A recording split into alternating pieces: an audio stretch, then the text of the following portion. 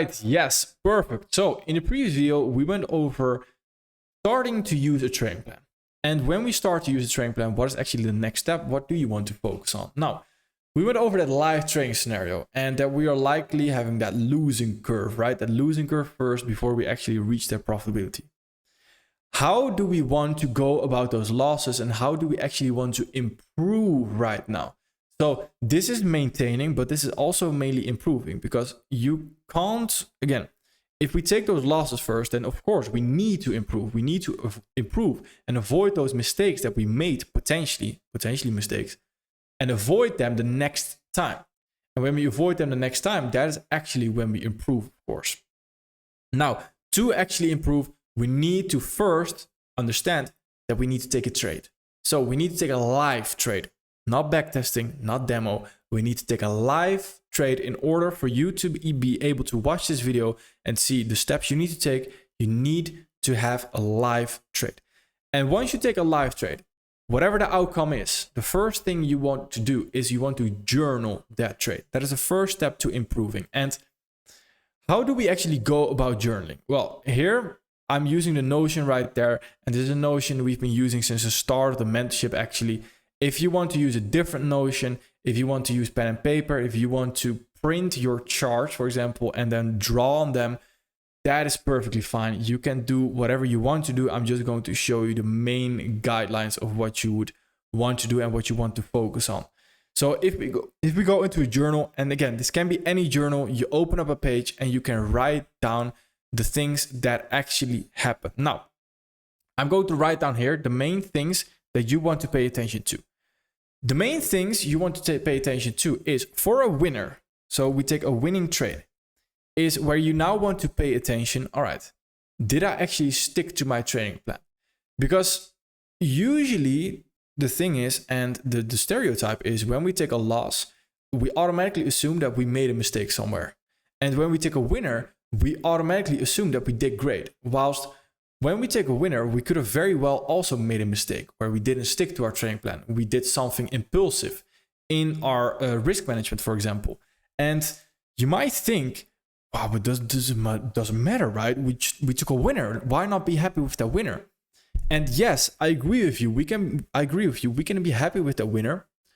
But if we allow that unhealthy habit, because the reason why we, for example, had an impulsive trade and we entered early, and if we then hit take profit, that winner, that impulsive action gets justified. As in, your mind right now says, hey, that impulsive was good because it led you to a winner. So that becomes an unhealthy habit. That is not what we want to do. That is what we want to avoid, right? So to avoid building those unhealthy habits, we need to be brutally honest with ourselves. Well, we took a winner. Did we actually stick to our training plan? Was it actually a good trade? We didn't mess up anywhere. All right, we can allow ourselves to be happy with the winner right there. Perfect. Now, did we have any psychology error and did we have any technical error? That is the main thing you want to go over as well. Psychology error and your technical error. Right there. And technical error. Then for your break even, you essentially want to do the same. Now for your break even, the question is more so going to rise as well. Was your risk management right? Because break evens oftentimes as well are when their risk management is a little bit too crazy, as in it's not what you planned in your risk management. So the question could as well be, all right, did you actually stick to your trading plan? And if you didn't, why didn't you stick to your trading plan? What was the rule you didn't actually stick to, etc.? How can we improve on that for the next time?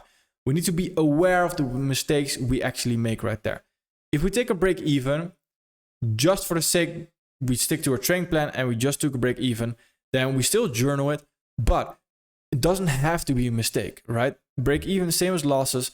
When you take a loss or you take a break even, doesn't necessarily have to be a mistake.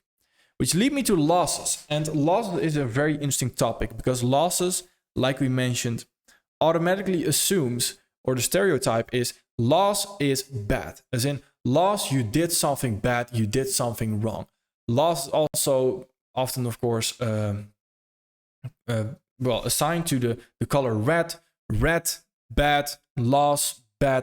We have that stereotype in our mind. Our mindset is, well, you could argue, is wrong. We are programmed the wrong way in that particular situation. And let me explain why. Because losing in trading, and the reason why we go against human nature in trading is because, again, losing is bad, red is bad. Losing is not necessarily bad, as in you did not necessarily do anything wrong if you take a loss. So the first question you would ask yourself when you take a loss is, all right, was there actually a psychology error? Was there a technical error? If there was a psychology error, okay, we can improve on that. And with a psychology error, I mean a psychology emotion. So that can be anger that actually led you to do something in your trading and that affected the course of the trade, that affected your trading plan. That is a psychology error. Which a technical error is where your psychology was, well, you could argue it was okay, but overall the high probability conditions were just not there. It was just simply not a trade you should have taken. That could be a technical error. If you have neither of those, then you just take a loss. And it's just part of the probabilities. And sometimes we have to accept that. Where a very common question, probably one of the most common questions I get after people take a loss is, what did I do wrong? As in, how could I have avoided this situation? How could I have seen it coming? And that question on how could I have seen it coming is an extremely dangerous question, because it's a very thin line to actually wanting to improve or wanting to seek your shiny object syndrome that's inside you to now look at different concepts. So it's a very dangerous question to ask yourself, where sometimes you just have to accept that whatever happened just happened. Where the rational mind always wants to have a reason for why something happened, why did this happen, why did that move happen. That is something we need to learn to let go. And once I learned to let that go, I became a lot more at ease with the market as well. And I truly saw more profitability, as in the losses didn't affect me that much because I knew a winner was also around the corner. So it was just probabilities playing out. And that is understanding the basics again. It's all probabilities. It doesn't necessarily have to be a reason behind anything.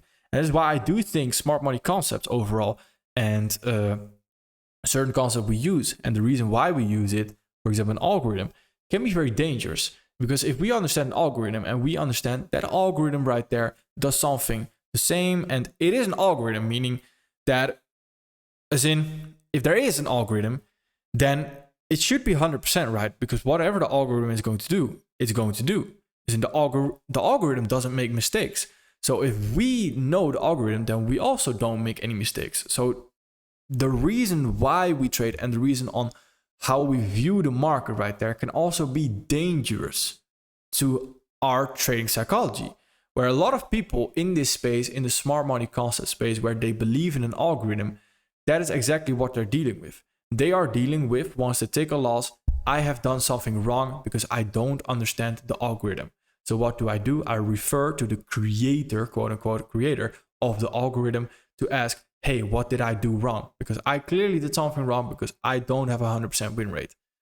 That is the deep psychology thought, the unconscious thought that people have in this industry. And that is a very dangerous thought. So I prefer for you to just let go after a loss and say, all right, I took a loss, perfect.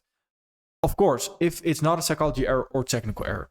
Now, what I do tend to do is after I take a loss, I like to review the trade, maybe give it some time. And after I like to review the trade and to ask myself, all right, was this true high probability? Was this true high probability where I want to trade in? Or was it actually a little bit low probability? Where there's some signs that I could see this is not ideally where you want to be participating in.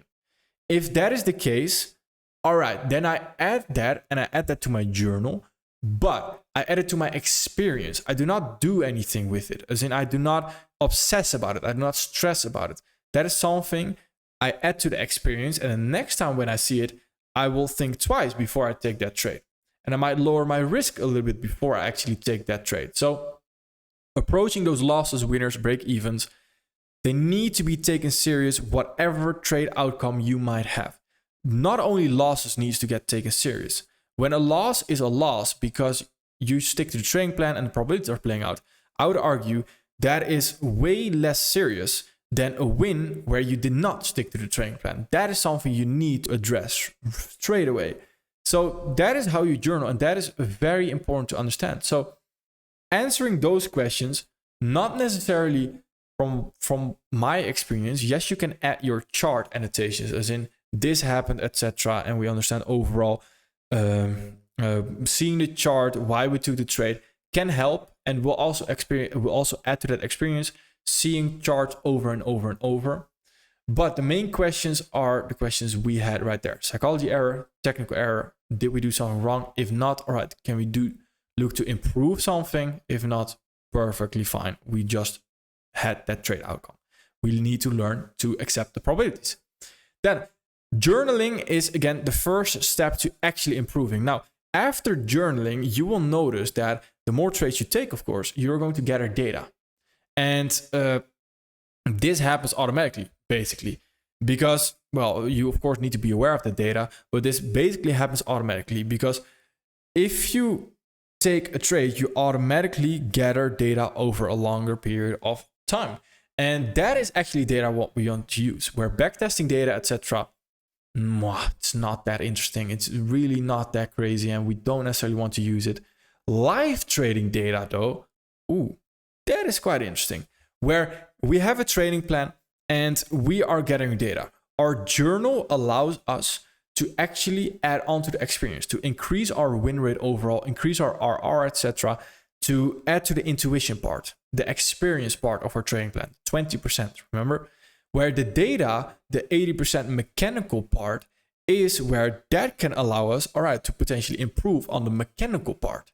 So for your data, if we go to the data section here in the Notion right there, then for your data, we have scalp model. Again, this is where you can fill in your own things. I added this one just for example's sake, and how it works, you can experiment with it, etc. Now, once you take a trade, you fill in where you take a trade, when you took a trade, etc. You fill all the things in that you want to actually pay attention to. So if you, for example, want to pay attention to, hey, how did this ST get formed? Did it have an overlapping fair value gap? That is, for example, one interesting topic that I'm really paying attention to currently, actually in my current trading.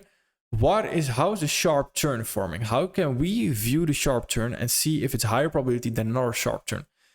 If I see that overall an ugly ST where we don't have the fair value gaps overlapping, for example, always leads to me losing the trade, then I simply avoid the ugly ST. And now I have made a mechanical rule where I only focus on clean STs, clean sharp turns, for example.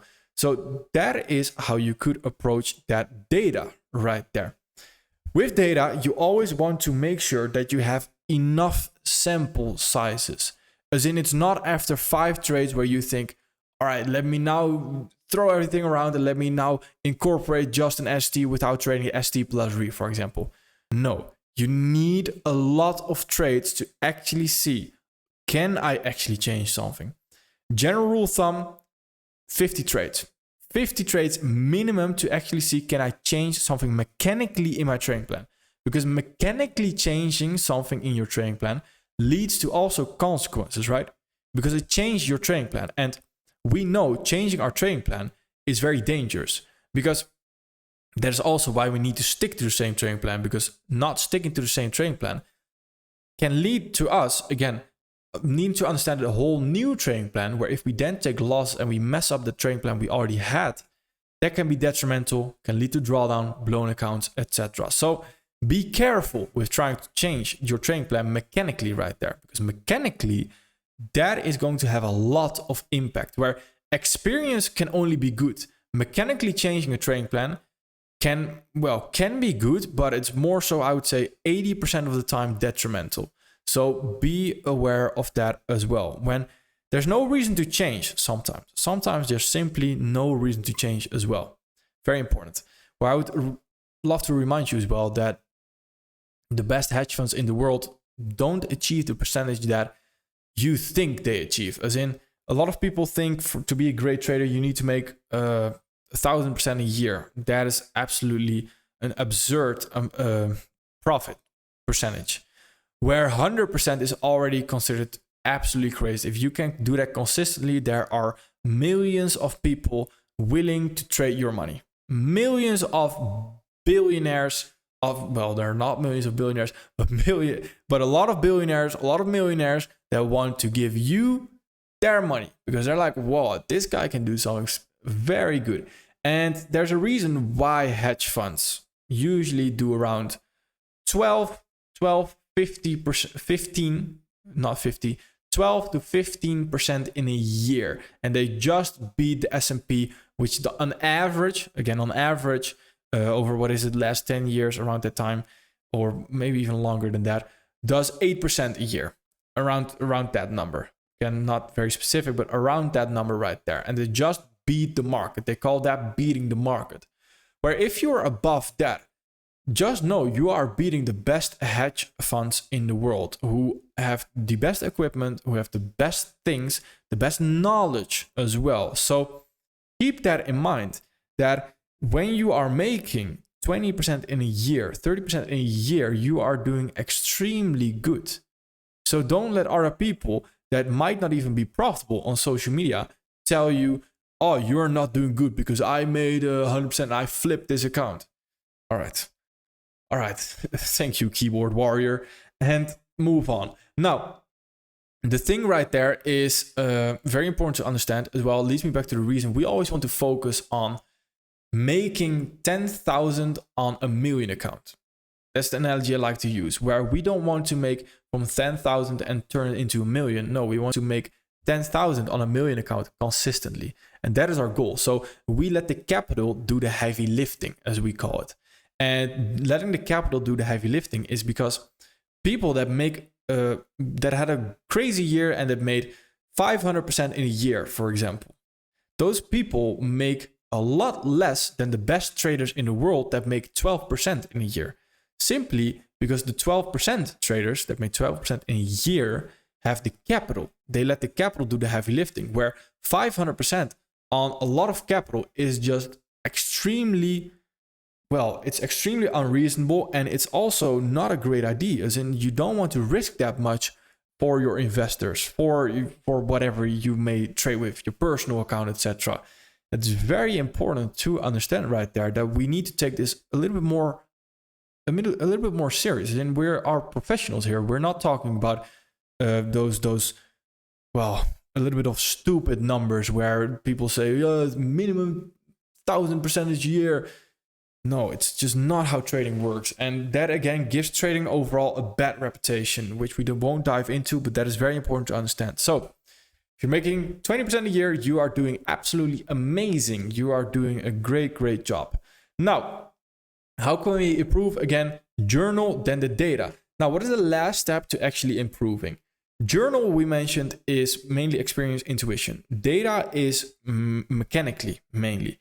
Now, archive right here is also how we can improve. And archive is where your deep work sessions are going to come in.